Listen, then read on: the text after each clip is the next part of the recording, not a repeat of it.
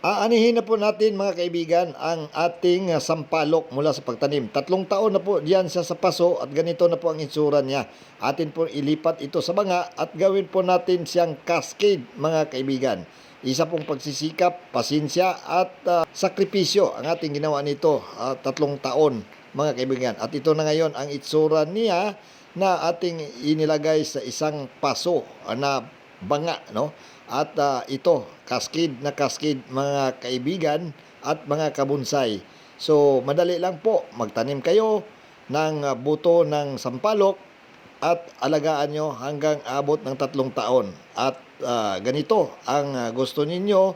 Kailangan ng konting pasensya, sakripisyo at pag-iingat sa ating mga tanim. Kaya kung ano ang gusto natin sa ating bonsai, magagawa natin mga kaibigan.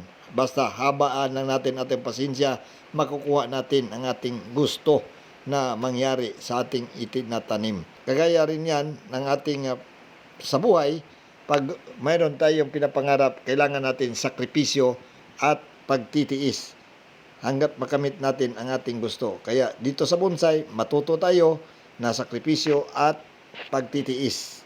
Habaan ang pasensya hanggat makuha natin ang gusto nating gawin sa plano ng ating mga tanim.